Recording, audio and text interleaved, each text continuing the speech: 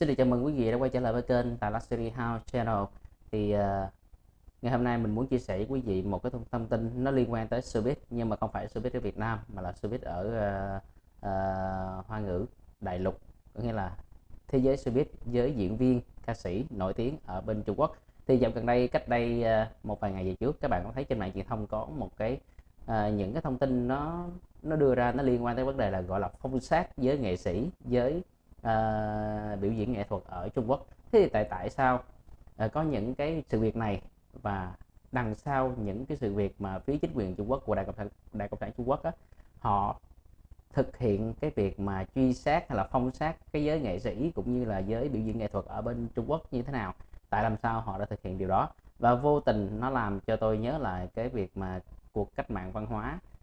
trước đây, cái thời mà Mao Trạch Đông cũng như là mấy cái ông mà thời Mao, Giang Trạch Dân với Mao Trạch Đông, Đặng Tiểu Bình rồi đó, cái thời điểm đó họ thực hiện một cái cuộc cách mạng văn hóa sau khi mà Đảng Cộng sản Trung Quốc lên nắm chính quyền ở đất nước Trung Quốc. Thì họ thực hiện một điều như vậy. Thì các bạn biết đó, cái giới nghệ sĩ, cái giới ca sĩ hay những người làm truyền thông nổi tiếng ở bên Trung Quốc thời gian gần đây, sau khi chính quyền Trung Quốc dưới sự điều hành của Tập Cận Bình, họ tấn công mạnh vào các công ty tư nhân, những cái tập đoàn tư nhân, vào công ty Alibaba, những cái tập đoàn vừa mới đây là sự sụp đổ, gần như là sụp đổ, đang đối diện với nguy cơ sụp đổ của tập đoàn Evergrande, một trong những cái tập đoàn mà bất động sản lớn nhất nhì ở Trung Quốc. Thì họ đánh mạnh vào những cái tập đoàn tư nhân như vậy, họ đánh mạnh, họ truy mạnh vào cái giới nghệ sĩ của Trung Quốc như vậy. Mục đích chính của Đảng Cộng sản Trung Quốc là gì? Xin thưa quý vị các bạn, thì cái việc này á, theo như một số tờ báo lớn và những nhà nghiên cứu về chính trị, cũng như họ đã phỏng vấn một vài người là đảng viên của Đảng Cộng sản Trung Quốc, họ trả lời rằng thì cái việc này giống như là cái cuộc cách mạng văn hóa thời trước, trong cái thời điểm quá khứ mà khi mà đất nước Trung Quốc vừa mới chịu sự cai quản của Đảng Cộng sản Trung Quốc á, họ thực hiện một cái cuộc cách mạng văn hóa. Mà các bạn biết đó, khi mà thực hiện một cuộc cách mạng văn hóa như vậy rồi á, thì sẽ gây rất nhiều hệ lụy, gây ra rất nhiều đau khổ cho nhiều người. Thì cái mục đích chính của việc thực hiện cuộc cách mạng văn hóa này là gì? Rồi chút xíu tôi sẽ đi sâu vào vấn đề mà tại sao và cách thức họ làm như thế nào.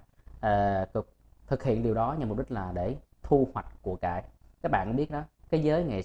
nghệ sĩ ở Trung Quốc đó, họ có mối quan hệ rất là tốt với những cái người làm bên chính phủ của Trung Quốc, cũng giống như những doanh nhân, những cái chủ tịch tập đoàn lớn, họ có mối quan hệ tốt đó. Họ hỗ trợ khi mà họ nổi tiếng rồi, những cái người mà bên minh tinh của Trung Quốc họ nổi tiếng, họ dùng tiền của mình để mà đầu tư, dùng mối quan hệ của mình để mà phát triển những cái công việc làm ăn kinh doanh riêng của họ, và mối quan hệ của họ rất là lớn. Thì khi đó Đảng Cộng sản Trung Quốc, cái vấn đề ngân khố của Đảng Cộng sản Trung Quốc bây giờ nó đang lung lay. Thì một số cái người phân tích về kinh tế và chính trị người ta cho biết điều đó. Thì chính sách mà cuộc cách mạng văn hóa này á, nhằm mục đích là đánh vô trong đó để mà thu hoạch của cải của những người giàu có. Rồi bằng cách đó, rồi sau đó nó cũng có liên quan tới vấn đề là chính trị. Họ muốn chỉnh đốn lại cái văn hóa, cái cách thức của những người mà truyền đạt cái thông điệp của Đảng Cộng sản Trung Quốc đến người dân đó. Qua hai cái yếu tố đó thì cái cách thực hiện của họ là gì? Họ phỏng vấn một cái người đảng viên của Đảng Cộng sản Trung Quốc, họ cho rằng á, cái cuộc cách mạng văn hóa mới này á, nó giống như là cái dựa trên hình thức giống như là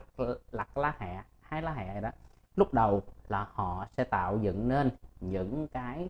sự cố hay là gây nên sự thù hằn ghét bỏ từ những người có fan hâm mộ, từ những người dân chúng ở trong cái quốc gia của họ. Từ cái việc mà một người diễn viên nổi tiếng hay một người trong làng giải trí nổi tiếng và thu hút được nhiều người, thì họ làm cho cái việc đó, họ bơi móc những cái việc xấu, những cái việc không tốt từ những cái lời phát ngôn, cách ăn mặc hay bất kỳ cái điều gì mà ảnh hưởng xấu tới cái người diễn viên đó hoặc là minh tinh đó. Họ cố gắng họ đem, họ bơi móc đó để làm chi? Để gây ra cái ác cảm, để gây ra cái sự ganh ghét, cái sự ghét bỏ của cái người dân đối với cái diễn viên đó. Làm chi? Rồi sau đó họ tiến hành một cái đợt thứ hai là quy chụp, có nghĩa là dùng những cái điều đó để kết thành cái tội. Rồi từ từ dần dần mới là đi đến cái vấn đề khai thác về tiền bạc, để chi? Củng cố cái vấn đề ngân sách quốc gia lại. Thì Trung Quốc bây giờ đang đối mặt cái vấn đề đó quý vị. Qua cái bài mình sắp chia sẻ ở đây thì mình quay trở lại cái vấn đề mà họ tiến hành làm theo cách hai lá hẹ đó. Lúc đầu là làm phần ngọn đó, rồi sau đó mới tung ra những cái chiêu thức để mà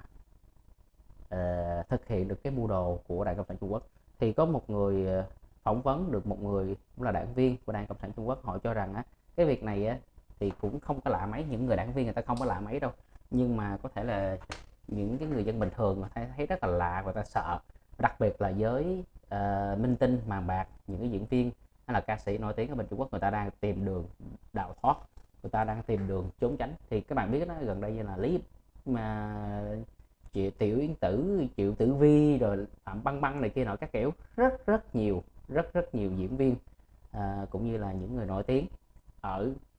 bên Trung Quốc. Và cái điều đặc biệt mà Đảng Cộng sản Trung Quốc đang rất là lo sợ đó chính là vậy, một người hoặc một cái tổ chức nhỏ có khả năng lôi kéo hoặc là cuốn hút một nhóm người hoặc một số đông người đi theo cái tiếng nói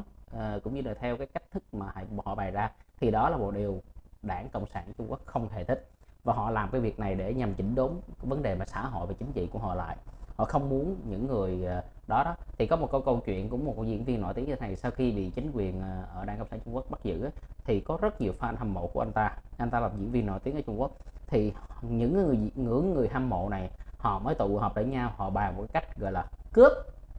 cướp lấy cái thần tượng trước khi chính quyền Trung Quốc, Đảng Cộng sản Trung Quốc ra tay để mà triệt hạ hay là bắt bớ anh ta.